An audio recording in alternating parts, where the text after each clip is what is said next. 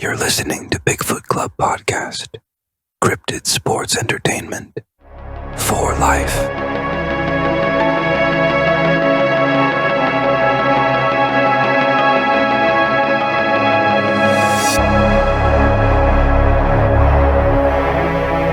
Hey everybody, Bigfoot Bob, Bigfoot Club.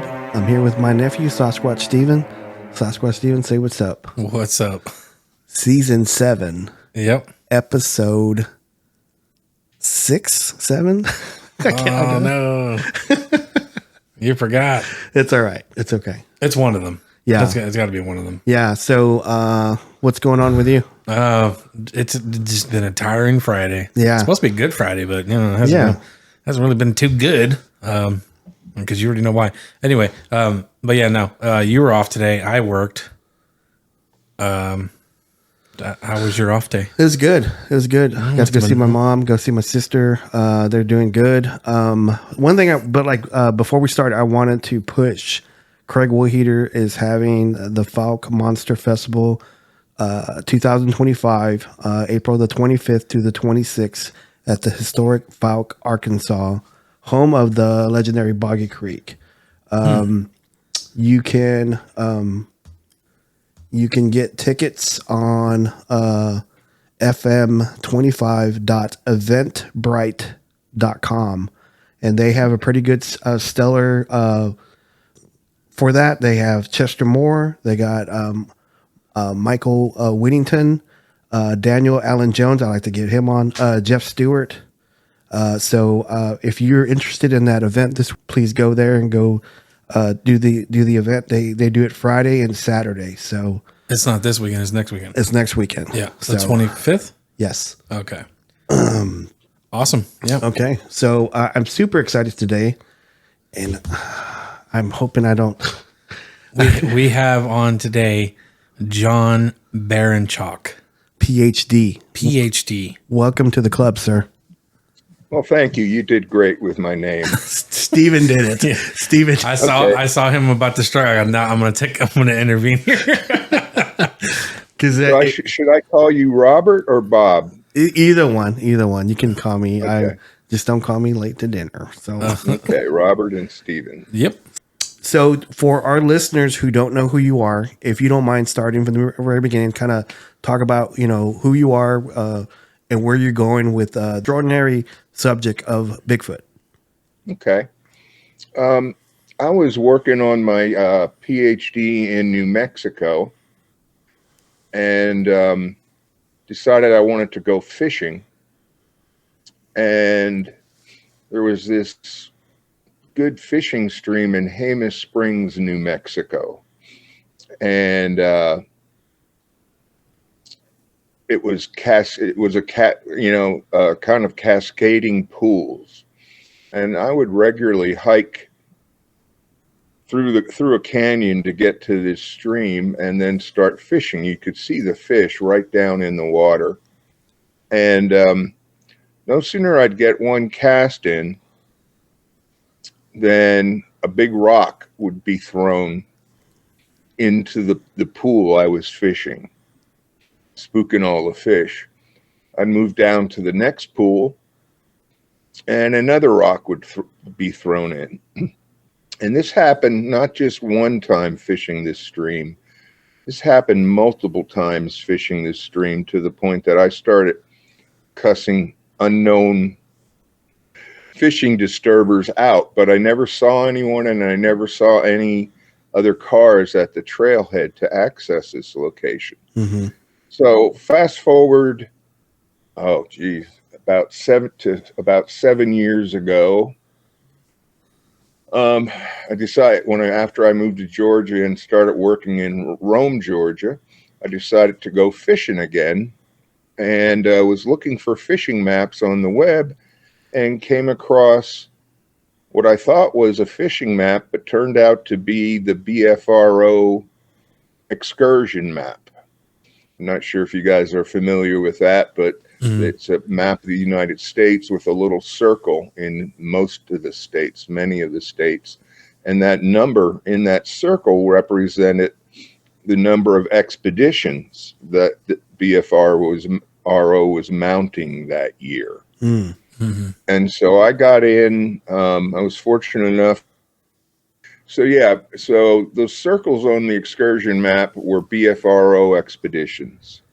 Mm-hmm. And I got hooked up with Lori Wade's expedition group, and that was my first expedition going out with her, which was quite fortuitous because she's an excellent researcher and excellent expedition leader. And that's where I got my interest, started to build my interest in Bigfoot. You know, it's so addictive.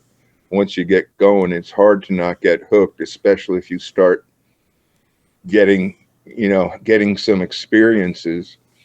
And so on those expeditions, I saw the scientific approach that they were making, but I also noticed the lack of scientific methods that they were using to kind of complete the research.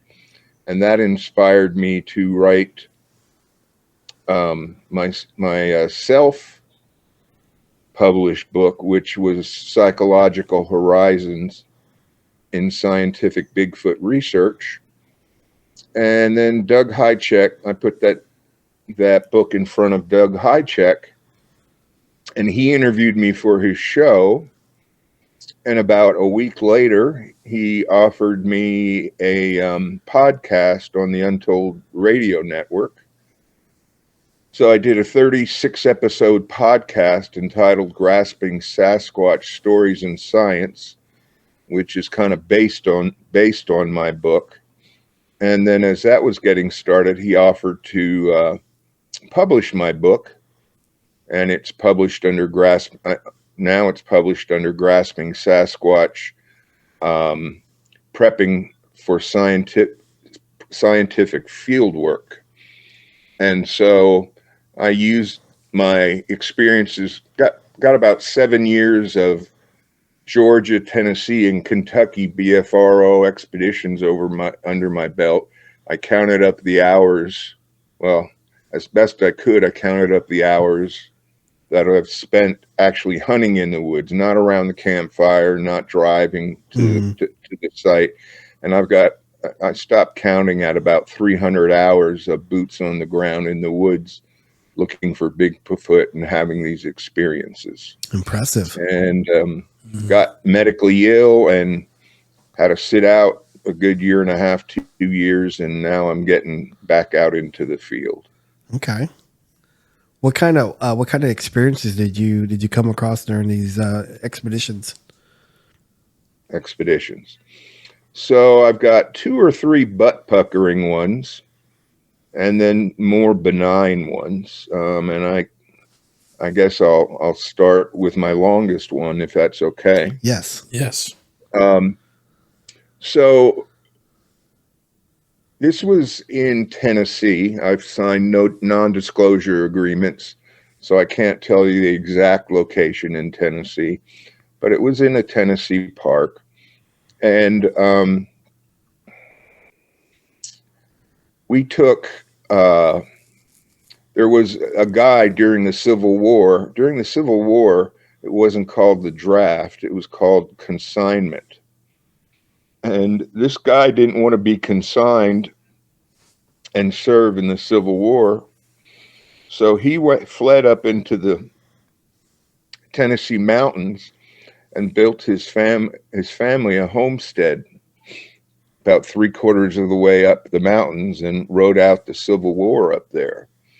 So for this night operations, we first hiked to this old, I'm embarrassed to say I don't remember when the Civil War started, but this old 1700s cabin about half to 3/4 way up the mountain. And there were 15 of us in this group because we were going to break up into groups of 3 and 4 and attack the mountain from different ways. And so we were tasked, the group I was in, it was Greg Ogilby, Dan Kegley, who after this happened, I nicknamed Braveheart, and you'll understand why in a few minutes.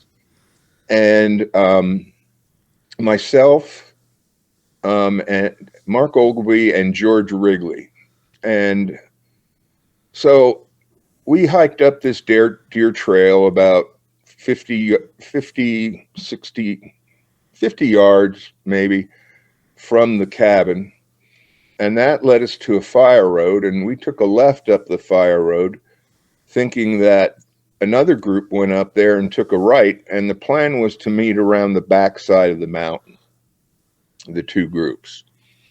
So we took our left, which ended up being a wrong turn.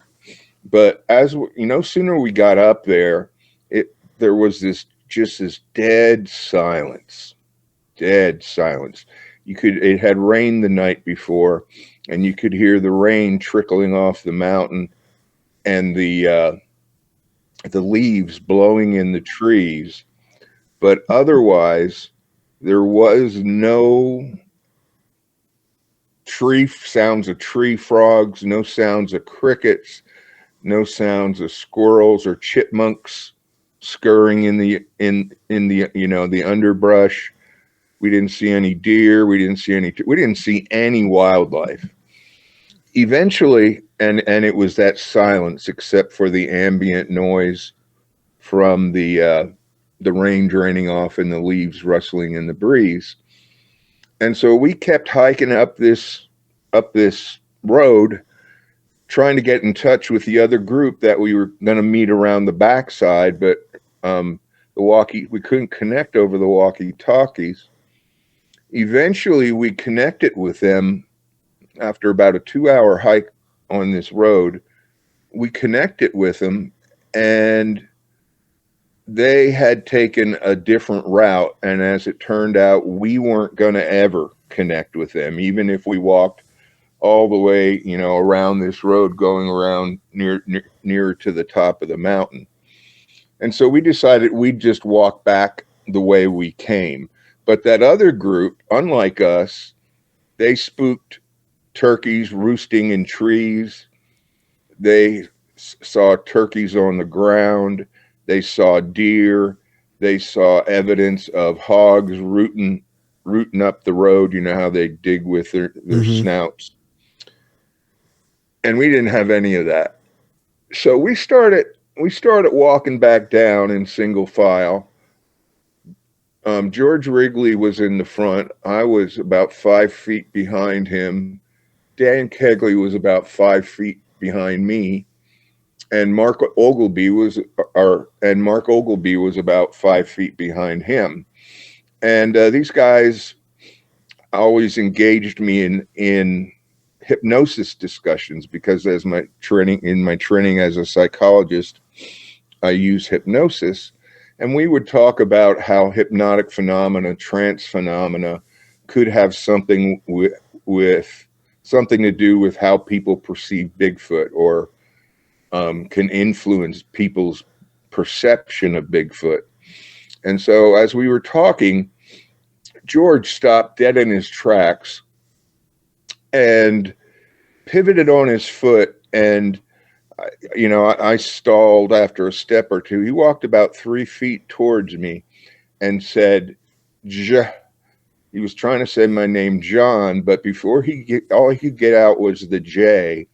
And all of a sudden, this huge bomb exploded over our head that all of us, including the guys down at the cabin, because at this point we were within visual eyesight of the cabin, with our night lights, our headlights, and it was a tree pushover. Something snapped a tree. It didn't. I've heard trees fall in the woods, that were rotted and they tip over because of erosion. This didn't sound like this. This sounded like a tree or a bomb went off, snapping and exploding. But initially, I think most of our first thoughts were landslide, because immediately after the tree exploded, for 14 seconds, I've listened to the recording. We had a recorder going, you can hear the sound of what sounds like a landslide coming down the mountain. It sounds like rocks and logs are rolling down this mountain and then like hitting other rocks or logs and becoming airborne. And so they would go silent while they were in the air until they hit the ground again and kept rolling and rolling. And this was going on all around us, probably 50 feet the way we were headed and 50 feet behind us. So when all that happened, George and I quickly, we froze in our conversation and scurried a little bit further down the trail. Mark Ogleby, who was in the last position, he scurried a little bit up the trail to try and avoid the landslide or whatever it was. And Dan Kegley, he just pivoted on his foot, looked up the mountain, and grabbed for his K-bar knife to confront what was ever coming down that mountain, which is why I ended up nicknaming him Braveheart. I'm sorry, which is why I ended up naming him Braveheart, because he didn't skedaddle as well. He just got ready to arm himself for battle. And so as is the procedure, when something like that happens, you investigate it immediately and try and debunk, could it have been a tree just falling from erosion or whatever the case would be. And as we started to try to debunk it, not a single rock or tree log or twig hit that fire road from what we thought initially was a landslide, but a huge cloud of loam descended upon us. I don't know if you guys know what loam is, but it's kind of the real fertile soil you get if you compost. And it has that real distinct kind of a little bit of a funky smell, but not unpleasant at that. Earthy smell? Earthy smell, yeah. And so I look up the hill and I see all these small loam particles just pouring down all over us. So we spent about a half hour, 45 minutes trying to, debunk it. We couldn't figure anything out. So we put 2 long branches. We stuck them into the ground so that they'd form an X, marking where we experienced this. Because our plan, this happened at 3:00 in the morning on an overcast night when there was no moon out or no light. If you turned your light off, you couldn't see your nose in front of your hand in front of your nose. So we were determined to get back up there the next day and do a more thorough evaluation. Well, all of us, I was in my late 50s and the rest were in their 40s, and everybody was too sore the next day to go back to this spot where we experienced that. But one of the guys in the expedition just came out of the military. He was fit in shape, a deer hunter. So he goes up, he finds the X, the vertical X that we implanted in the ground. And I'll be darned if he didn't find an adult footprint real near our X.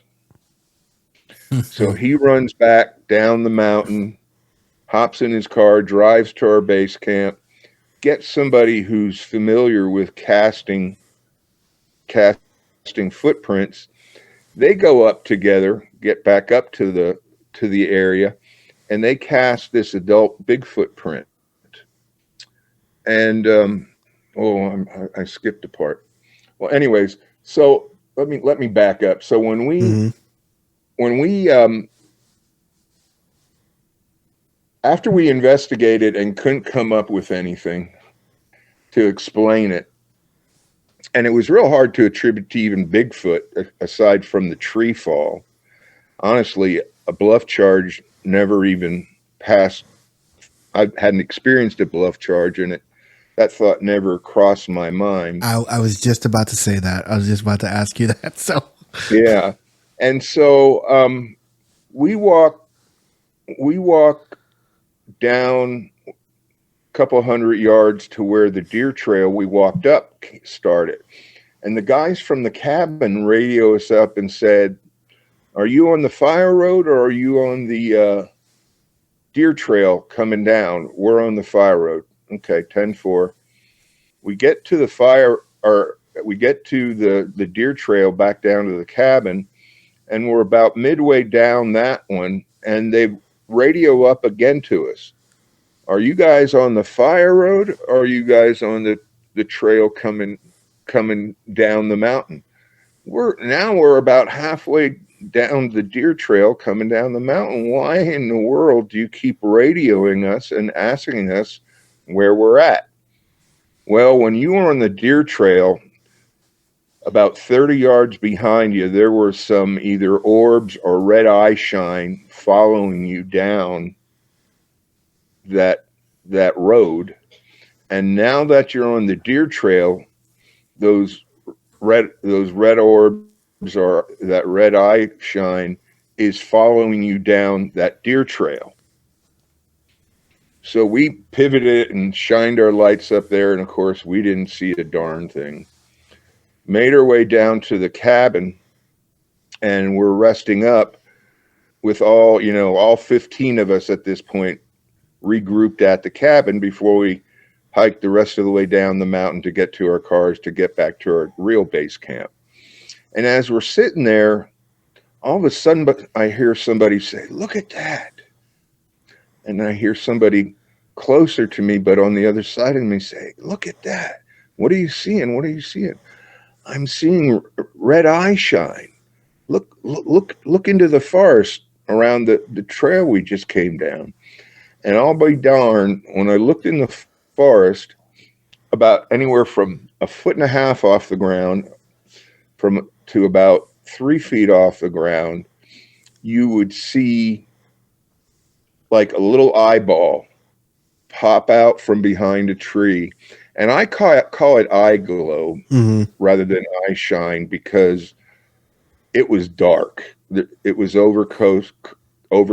There was no ambient light to be reflected by their eyes, unless that light, somebody pointed out that light could have been beyond our visual perception to perceive it, and it could still be causing a reflection. I don't know if we'd still see that reflection or not, but it looked like eye glow to me rather than eye shine. And so before we knew it, there were about 25 peepers. There were about 25 peepers poking their heads out on one side of the tree and then the other, and then back to the other side of the tree and then back to the other. And this was spread out over like a 50-yard section of this trail. And all 15 of us sat there for about 20 to 25 minutes and watched this go on the whole time. And just as quick as it started, it stopped. Did any other group other than yours experience all this stuff? No, we were the only ones, and I think it'll become clearer why that was. Okay, sorry. In a minute, but we were the only ones to be followed by the orbs or the eye shine. And honestly, we never saw the orbs or the eye shine following us, be it on the fire road or on the deer trail down. We never saw it following us. The guys at the cabin were the ones that saw that. Mm-hmm. So after the eye glow stopped, we went back to base camp. Next morning, I was talking about how we were some of the older farts on the expedition. We couldn't make it back up because it was a pretty good hike up this mountain. And this vet who just got out of the Army, who was a deer hunter, he went up there, found this Bigfoot print, hiked back down, and then drove back to base camp, got somebody with a casting kit, went back up to where he found the footprint near the two sticks that we left to form an X, and they started casting the print. And while the print was being casted, they just started looking around for more sign.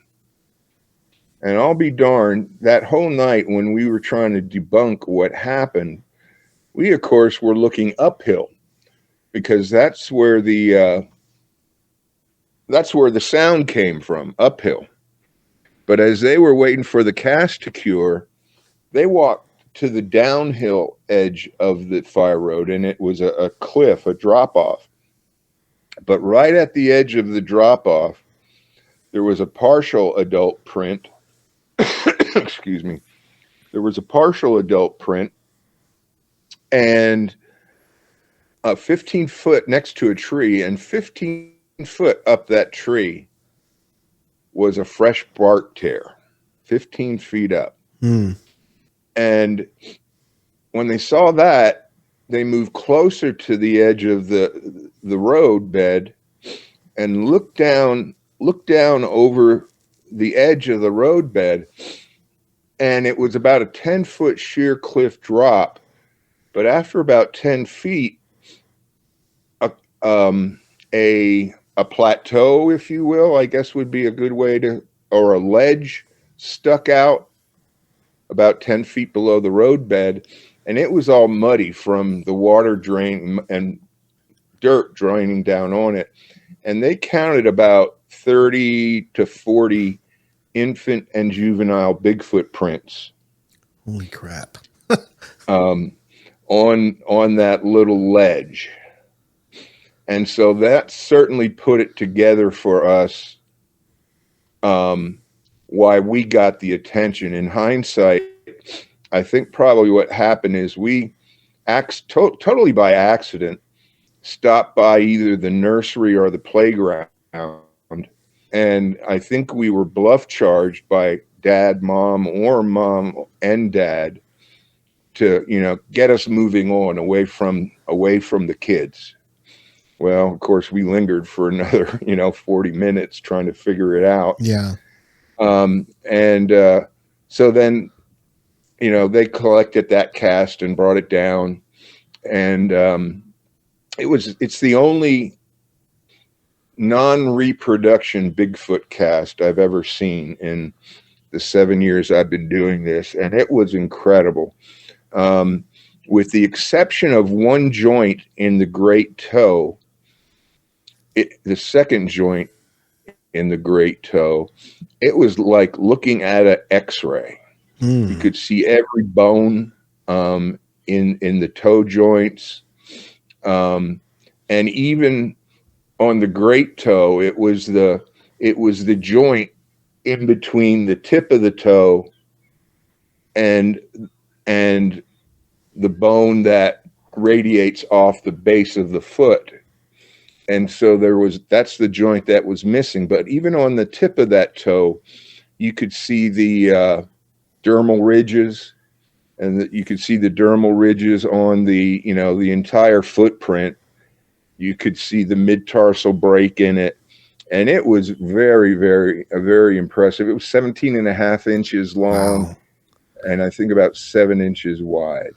Jeez, that's impressive. That was one of my butt puckering experiences. I don't know if you guys want to ask any questions about that. Yeah, I was just thinking, like, whenever you were saying that how quiet it was, and like they must have, like you were saying that you ran across this nursery, and so. Man, I wonder what it'd been like if you would have just ran into all these kids and juveniles. That's such an odd thing that they did, though. My thing is, whenever you first said that, I thought the Bigfoot slipped.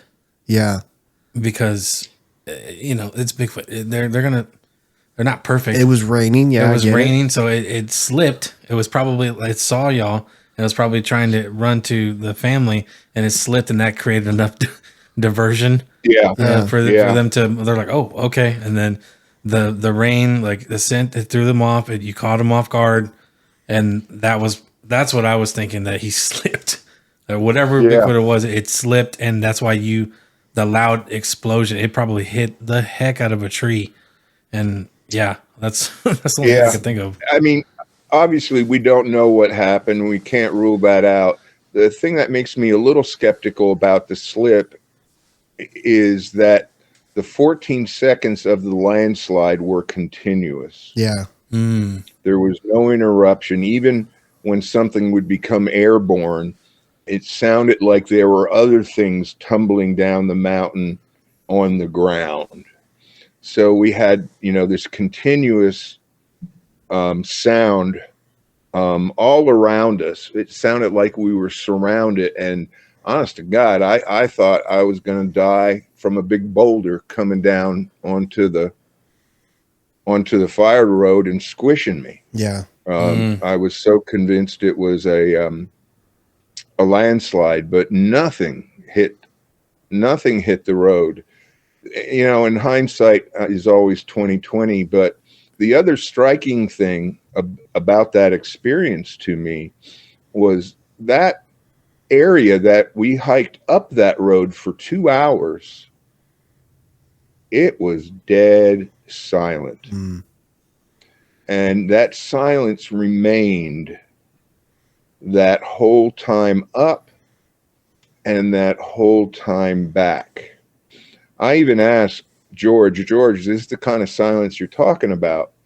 He says, well, it is awful quiet, but usually when it's this silent and there's a Bigfoot around, you kind of get the sense you're being watched. Your spider man senses tingle.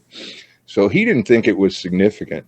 In hindsight, I think these things were probably quietly either watching us or pacing us, unbeknownst to us, and keeping a close eye on us. And we just got, I guess, lucky enough to stop right near where the kids were hanging out.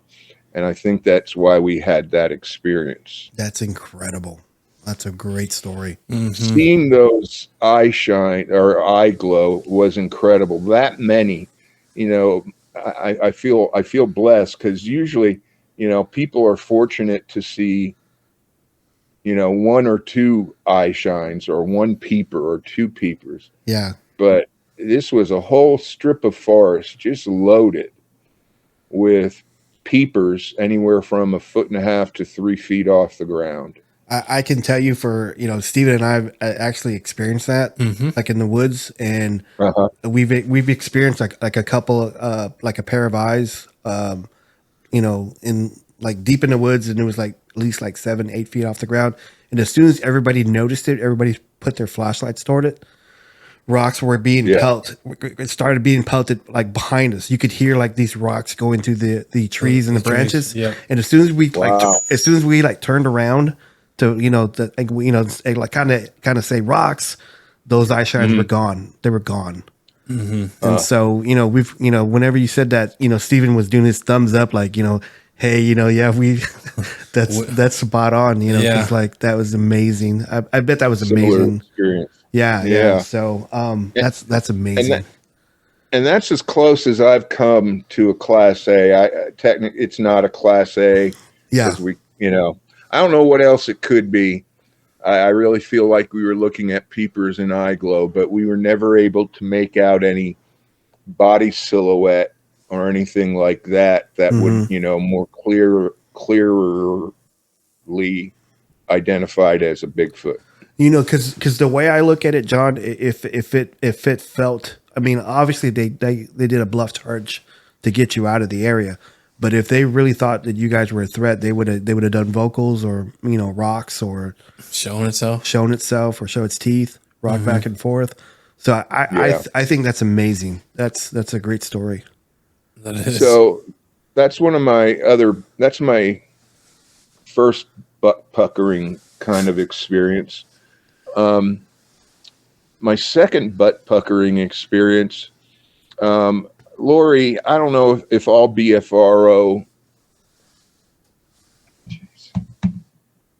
I don't know if all BFRO expeditions bring guest speakers on, but the folks that I've been out with, Lori Wade, Charlie Raymond, and my good friend Wayne Tothrow of Manimal Research, and they always have guest speakers come to the expeditions.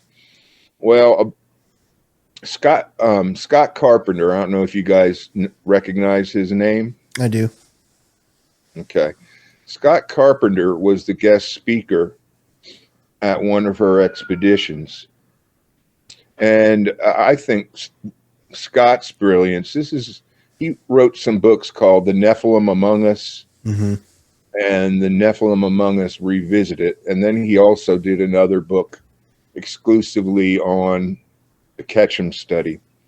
But in the what he does when he would go out hiking looking for Bigfoot, instead of mounting his GoPros facing in front of him, he would mount his GoPros so that they were recording what was behind him as he was walking up or down the trail, so that he could capture whatever was sneaking up behind him rather than what was in front of him. And Nephilim Among Us and Nephilim Among Us Revisited, in those books, he has the actual photo capture from the GoPro, the raw photo capture. Then he has an enhanced capture, did his best to clean it up. And then he has an artist rendition drawn of that. And I grew up in the country. I'm a country kid from Pennsylvania. I lived in the woods growing up as a kid. We had a rod and gun club behind our house, loved the woods and the forest. And I was never afraid to go into the woods. But after I picked up his book and looked at these photographs of what was following him as he was hiking, for the first time in my life, I became afraid of the woods, because there's some very Bigfoot-like looking things sneaking up behind him, but there's some very monstrous things looking like they were sneaking up behind him. Some of which he characterized as Bigfoots, but others I would never call them Bigfoot. I would just call them like horror monsters, because they didn't look anything like a Bigfoot in the face. So I became a little bit antsy after reading and getting his book and looking at those pictures. But I live in Rome, Georgia, and 50 minutes from Rome, Georgia, is a federal wildlife management sanctuary called Johns Mountain. And its property adjoins a state park called the Pocket. And so I thought, gee, that might be a squatchy place. I think I'll go out there, not knowing anything about the history. It was just the closest place I thought Bigfoot might be. And so I went out there and I found this really squatchy looking multi-site campsite. And it was the time of the year where the trees were off, the leaves were off the trees, and not many people were camping. I've subsequently had a hard time getting into this spot because I've gone other times of the year and it's a very popular one. But I was in there. I got in this like it's a 5 campsite campground just off the side of the road in Johns Mountain Wildlife Management Area. And it had, part of what made it squatchy was it had 2 steep ridges, one side of the campground boundary and one on the other of the campground boundary. And then those ridges went back a good way. But if you had the energy, you could probably hike about 2-3 miles back, and there was this big pine forest mountain at the end of this draw, if you will, or if you want to call it a hollow. So I got my little trailer. I have a mini trailer that I squatch out of, set up, got every camp set up, and because I was frightened of going into the woods by myself, I had adopted a pit bull mix. Smart. His name was Red. Dog. He was a dog. I guess pit bulls are dogs. And I brought Red with me, and I tied him to a tree on a 50-foot rope so he could move around wherever he needed to, by the campfire, into the trailer or whatever. And so I cooked dinner, and Red was just laying next to this tree, a few feet from the campfire. And all of a sudden, he gets up, sits on his haunches, and sticks his pointy little head and pointy nose perpendicular to the sky, and just keeps looking up into like he's looking at the stars directly above him, but he was set in the air. And he sat there for 5 minutes like that. And when he finally brought his head down, all hell broke loose from him. He started growling and snapping and snarling and kind of lunging, but not really moving forward, just acting really aggressive and really frightened, actually, and just kept going on and on and on. And I said, and I looked, and it was about dusk. The sun was just setting, and it was just beginning to get dark when this was happening. And I couldn't see a darn thing. So I said, okay, Red, we'll go check it out. And I went and got my red headlamp, and I untied him from the rope and put the leash on him and said, come on, Red, let's go. And he wouldn't budge. I finally got tired of dragging him, put the rope back on him, and he crawled under the trailer. The opposite direction that I was trying to get him to go. So I thought, oh shit. So my dog went under the trailer. He wasn't going to have any part of it. And so I got my red lamp. It was about 30 feet from my camp, the ring where my campfire was, to the paved road. And even though when Scott did his presentation, he talked about how Bigfoots can cloak or disappear right before your very eyes, I walked away from that kind of skeptical, but it stuck with me. And so as I walked that 30 feet from the road, I stuck my hands out in front of me. Like, you know how, like, if you're going to walk into somebody or after you push somebody, your hands are out right in front of you. I walked with my hands out right in front of me like that for fear of bumping into a cloaked Bigfoot. But nothing happened. Nothing like that happened.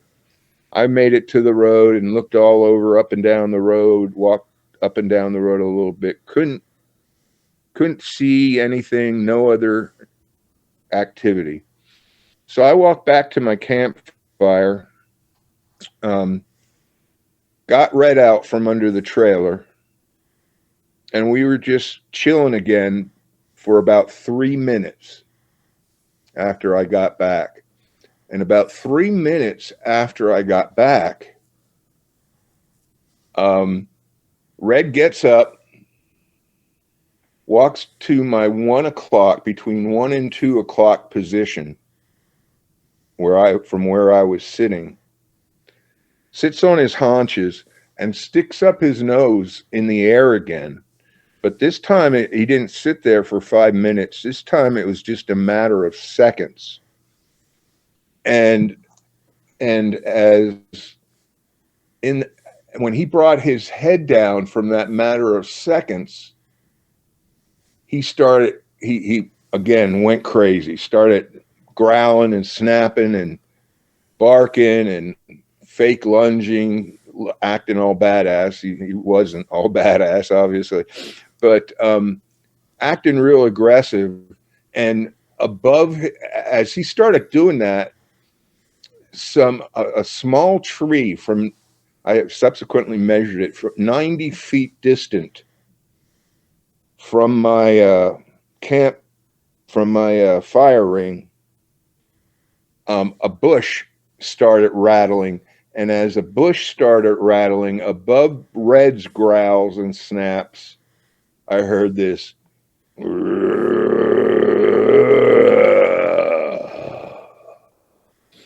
And that's when that's when my butt tightened up. Because that was close. 90 feet sounds like quite a distance, but that's 30 yards. And that's close. When you hear something like that growl at you, and I know I've been out in the woods enough to know a bear growl, and there's a couple big cats up in this area, and it wasn't one of those. And so when I heard that growl, the growling and the dog's barking continued on as I stood up, and I walked to my truck, and in my glove compartment in my truck, I had a 45 Smith & Wesson military police pistol. The first and only time I've ever drawn my pistol when I've been on an expedition, I went and got that thing out and chambered around. And no sooner I chambered around than everything fell dead silent. The growling and the bush rattling stopped. My dog stopped barking, and it was as if nothing had happened. And we sat up for about another 15 minutes after that, and that was about enough for us. We both climbed into the trailer. Red wasn't. I tried to get him to sleep outside, but he wasn't having anything to do with it. He was like, "You ain't doing that." And I stayed up for quite a while waiting for something to, some pebbles or nuts or something to be hitting the trailer. None of that never happened. But that was my second butt puckering kind of encounter. I think, I don't know if you guys. No, I think you having Red and then you chambering that round was enough for it to, because apparently either it was curious in you. To me, I'm thinking it's either curious in you or you were in the path of it finding some food or something. Mm-hmm. So once it go, okay, he's got Red. Okay, now he's got a chamber. It sounds like he was just fucking with Red though. Yeah, because that was twice where he, that cloak thing is pretty, like, that's a good theory. Yeah, because whatever it was just showing itself to Red, letting him know he was there. And I honestly think that on that one, I was probably like maybe a juvenile, just curious about Could Red. Be. Yeah.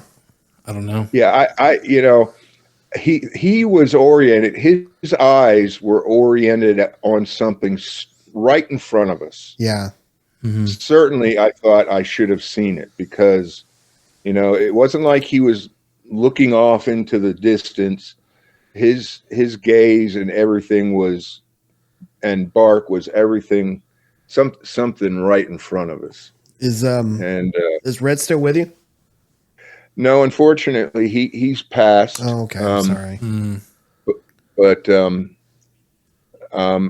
because of my medical condition, I ended up getting a service dog. So I've got even a bigger, badder Bigfoot dog now. What's his name? That I take with me when I go Bigfooting. What's his name? His name's Hoss. I adopted him as well. I was on a waiting list to get a purebred, to adopt a purebred English Mastiff. Wow. But when I made my choice, the family who had been fostering that Mastiff, they always get first refusal. Yeah. They ended up adopting it. So I found Hoss in a rescue pound 2 weeks later. And he is half bull mastiff and half Anatolian shepherd. Wow. And Anatolian shepherds are dogs out of Turkey. They're the ones that they put the big spiky collars around, and two of them go up into the mountains and fight off the bears and the cats and the wolves guarding the sheep. No, I was just going to say, I just saw a YouTube of those dogs recently too. So Wow. Yeah. And he didn't get that big. He weighs 80 pounds. I was hoping for 150, but he didn't get that big, but he's still strong as all get out. wow. So we've been squatching together a few times since. John, I was going to ask you, what compelled you to write this book? Well, so going out on these expeditions, to BFRO's credit, they really, they approach it very systematically. At least Lori and Charlie Wade, Lori Wade and Charlie, they do. They get a map of the area. They pre-scout weeks before to find squatchy locations, and then they arrive, a week early and rescout those locations. And so even, if there are 30 to 50 people in the larger expedition group, they're always sure to have enough spots that we can divide up into small groups of, anywhere from 3 to 6 at the most. So I was talking about how they're systematic. So they plan it out.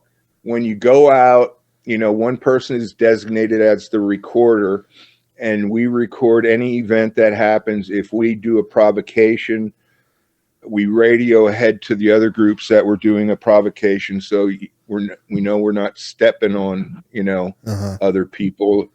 And we make the provocation, record the time of the provocation, and so on and so forth. And you're posted, at looking at different sections of the land in front of you. So you're not overlapping your visual fields very much to keep an eye on as much as you can. So and then the next morning you debrief. But at the end of the expedition, all those notes either get thrown in the trash or people walk off with them. All that written data, nothing happens with it. And so that was just one example of how I saw, although I thought they were doing a good job, they really, they were only doing part of the scientific method. And I mean no offense in saying that. They just never did much with all that data they got from that expedition. Right. And so I thought, boy, as a psychologist, my training, when you do your dissertation, my dissertation was an experiment. And so you learn to do experiments and you learn to do statistical analyses. Well, the only science, or not the only, the primary form of science going on in the Bigfoot community right now is called empirical observational science. And we've been doing that since the Patterson-Gimlin days. Going out, trying to have a Bigfoot experience, record it, find some footprints, cast them, trying to get the phenomena documented. And they do a real good job at that, but that's about as far as it went. And so I thought, we really need to bring more of the complete scientific method to this research process. And rather than using empirical observation, we need to do empirical experimental research. What we're doing is akin, if you think about Newton noticing the apple fall from the tree, he didn't just then go around for the rest of his life watching apples fall. He started doing experiments with gravity to prove gravity existed. And what we're doing, in my opinion, what we're doing with our current research model, which is the observational model, it's akin to Isaac Newton. We know there's this thing going on, but all we're going to do is just walk around and, videotape the apples falling and try and prove gravity exists by that. That's what we're doing with the empirical observational research. We're documenting all these phenomena. Rarely does anyone have a Class A encounter, and when they do, that ends up being reduced down to a story, and then that story is met with lots of skepticism. Mm-hmm.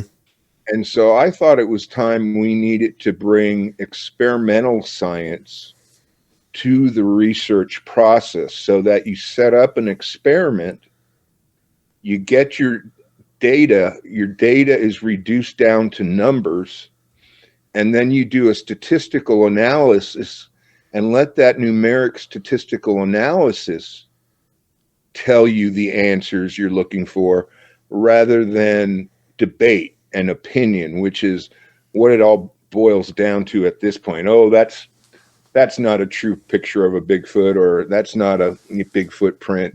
Everybody has their opinion and everybody voices it, and it's hard to settle on valid evidence, especially given that from what we got from the Patterson-Gimlin film, we got footprints, we got moving video, we got still photos, we got photos of footprints, we got footprint casts that have been analyzed by Jeff Meldrum, all coming to bear and all pointing to Bigfoot, but that was rejected by the scientific community. And it's striking to me that we continue to go out there and do the same darn thing that we've been doing for close to 50 years now. We're doing that same darn thing with no acceptance from the scientific community, and we're still out there doing it, trying to prove Bigfoot. Yeah. If we're going to prove Bigfoot, we need to do something different. And in my book, in part 2 of my book, it's one book, one text with a part 1 and a part 2 in it. And in part 2, I introduce people to experimental design and statistical analysis, and give examples of experiments you could set up with tree knocks or infrasound or other Bigfoot phenomena to tease out whether it's humans doing that, whether when it comes to tree knocks, or whether it could be a Bigfoot, and with infrasound, whether it's in fact Bigfoot's doing that to us, or are we psyching ourselves up into kind of a quasi panic attack and zapping ourselves instead of the Bigfoot zapping us with infrasound. I wanted to ask you that. This really intrigued me that you said that. I wanted to ask you this. This is a theory I had, and Steven and I have always talked about this, because here in Texas, Bigfoots are most of the Bigfoot stories. They seem to tend to be around electrical right-of-ways and gas right-of-ways. I don't know. I don't know if you get that like in Georgia. Some. Okay, so Steven and I were coming up with the idea that with Bigfoot's having like the theory of using infrasound, but they were using like these electrical right-of-ways and these gas right-of-ways as a weapon to charge up, to charge up and to get people out of the area, and to like they use it at weaponized just to scoot people out of the area. And I just want to know what you thought about that. I think that's a worthwhile hypothesis taking a look at. Kind of, one of the things that's startling to me about that phenomena is that how it seems to target individuals. It's not like it doesn't seem to be a shotgun approach where the whole group in the night ops or day ops group gets hit by the infrasound. Typically, in all the encounters I've ever heard from people, typically it's just one person kind of getting zapped. Yeah. And so it's striking to me that they can direct that onto one person. And so, I think that's an interesting phenomena. This experiment I had in mind has a placebo control group where you give them a Bigfoot yell without infrasound, and measure their physiologic reactions and fear reactions. And then you give them a Bigfoot roar with infrasound. And again, repeat the physiological measures and emotional measures, and, see if you get more physiology out of the infrasound condition rather than the placebo infrasound condition. I love that. I love that. Mm-hmm. That's so awesome. Yeah. You hit the nose on that one, because Robert is, he didn't really come up with the idea, but he was intrigued that was a high possibility that some Bigfoots use that technique. And I think they figured it out, that they can use, or they've always known, and they use it. And when you say about the shotgun blast, I think they kind of do that, but whatever is affected, whoever gets affected first, they notice it. And then they target it. They target that person, whether just by that feeling, because we all know what the feeling is when you're being watched. Because John, like, I've done research in the paranormal stuff, and so I noticed that some people who that supposedly get hit by infrasound almost have the same characteristic or the same kind of traits that people who get bombarded by EMF. And so, and I feel like, because some people react differently to it. They get headaches, or they get dizzy, they get nauseated, or they just get overwhelmed with fear. And so everybody's different. Everybody reacts different to it. So whenever I was interviewing people that saw a black shadow or a ghost or even a Bigfoot, that I would go back, all the people that I was talking to, in the Bigfoot stuff, and ask them. I said, "Hey, I never asked you this question, but how did you feel?" And they would tell me how they felt. And I said, "Oh my God." And so that, as a researcher back in the day when I was doing research, that's just something that I overlooked. And then when I got into paranormal, I kind of got into that, and they almost mirror each other a little bit. But I love that you brought that up. And that's, it's interesting. The next place I was going to go was with EMF, because some researchers attribute zapping to EMF rather than infrasound. And my experimental idea on that, are you familiar with the new hunting clothing they got out, the Faraday cage hunting clothing? I think I've heard of it. But basically it's copper lined. Yes. So that the deer can't detect the EMF frequencies that we put out. So it blocks our own EMF frequencies, and I believe it also blocks EMF frequencies coming in. Okay. And so if it's EMF frequencies that are causing zapping, it would be interesting to, when people go out on a little night ops, small group night ops, to have everyone but one person clothed in the EMF resistant outfit, and leave one person just unprotected from any EMF, and see if that's the person who ends up getting zapped. Wow. Because the other group members are protected from the EMF. So that's another field research idea I've got. Okay. I'll volunteer for that. I'm not sure how much time we've got, but I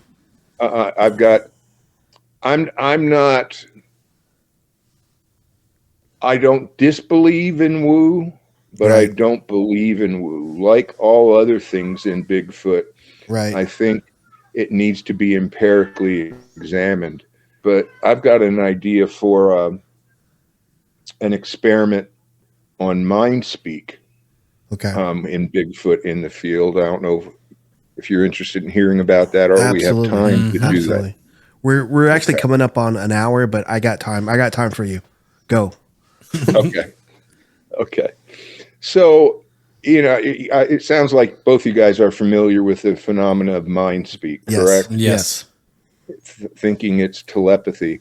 I don't know if you all have seen the movie The Men Who Stared at Goats. That's the one with George Clooney, right? Yeah. Yeah, Go ahead. No, I was about to say. I think was it World War II that I could be wrong. No, I don't. I think it was Vietnam era. Oh, Vietnam. Okay. Where they were trying to teach people. I could be wrong about the war. The MK but they were stuff? trying to teach people to use telekinesis and psychic abilities. Mm-hmm. Okay. So the reason I bring that up is because they're outside of Washington, D.C., there's actually a brick and mortar building. If you believe you've got psychic powers or abilities, you can go there and they can test you and further train you. And so you can get like a certification or a validation that you are a true whatever, telepath, telekinesis, whatever the case may be. So for this study, using a gifting station, you get a confirmed telepath, and you have the telepath bring, let's call it a placebo gift, because it's not part of the study, like a piece of candy or something that big, an apple, and you leave it, but the telepath communicates to Bigfoot that they would like a pine cone returned in exchange for the apple. Send out that psychic message. See if an apple gets returned. The next step up is the telepath asking them to bring a deer skull or a bear skull or animal bones, because they're not going to be as easy to find in the forest. You know, you can pick up a pine cone anywhere in the forest, but you're going to have to hunt a little harder to pick up some bones. Mm-hmm. And so they either bring it, a hit, or they don't bring it, it's a miss. In the next condition, they got to bring something man-made, like a kid's toy. And they either bring that to the gifting station or they don't, hit or miss. And then finally, you ask them to bring something from outside the wooded area. And this is one of the ethical issues. I've had some friends that Bigfoots have followed them back from their gifting location and invaded their house or harassed them at their house. So you have to ask the Bigfoot to bring something from somebody's yard and see whether they bring it or not. And then compare your number of hits versus misses. Mm-hmm. And if you get enough hits for specifically what you asked for, that's going to be pretty strong evidence of telepathic communication going on. Mm-hmm. If you don't, it won't be. But right. If you do, it is. Okay. I like that. I like that. Yeah. That is a good one. I didn't even think of that. No. At all. So, because I know whenever I was doing research in Lamar County, Texas, I never thought of that, John, but I would put out whatever there was like indigenous to the area, like, you know, mm-hmm. green onions, persimmons, Mexican plums. I would put it in crooks of trees, way in the woods, and then I would get a gift back. I would get like a shiny rock, a dead bird, some herbs or something. It would just be, let's say, in the same crook. And I used to do that, and I wouldn't tell anybody that I was doing it. I would just do it while I was in the field. But I never thought about, you know, putting that thought out into the air. I wish I would have thought of that back then. I'm going strong on mine. I'm going to put an Apple and I'll be like, I want a PS5. PlayStation 5. Let's see if that'll work. And if it does, yeah. You'll be doing PS5 expeditions, having a lot of people wanting to get good gifts. Right. As Bigfoot's going to like, God dang it. Really? Okay. John, how does our listeners find your book, your podcast, or to reach out to you? Sure. My book is available on Amazon and on at the Doug Hychek's publishing company, Hangar One Publishing. So you can go directly to their publishing company, or if you go to the Untold Radio Network site, there's a link there for merch, and that would include books and T-shirts and all of that kind of stuff. So it can be had at either of those two locations. I'm no longer actively doing my podcast. Once I covered my book, that was the end of it. It was 30. It ended up being 36 episodes, but it's still available on YouTube for free, and all the episodes. And I think you can pick up the episodes on Untold Radio as well. And I don't, unlike a lot of folks, I don't have a research site or a web page or a group. My personal web page on Facebook is John Baranchok, JohnBaranchok,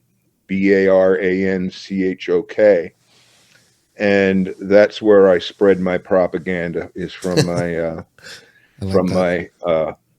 my personal website. Okay. John, I think man, we got to get you back on, because we could go another hour or two, but thank you for coming on. I really, really appreciate it. Thank you for your publicist to reach out to me. I was shocked. I said, "Wow, he wants to come on our podcast." Okay, yes. So, yeah, but go ahead. Well, don't let the Ph.D. impress you. Ph.D. stands for piled higher and deeper. I love that. I love that. Referring to the bullshit. Okay. But thank you so much for being on. Before we log off, I have a favor to ask of you. But Steven, you have any shout outs? Shout out to my wife and kids. Okay. Shout out to you. Yeah.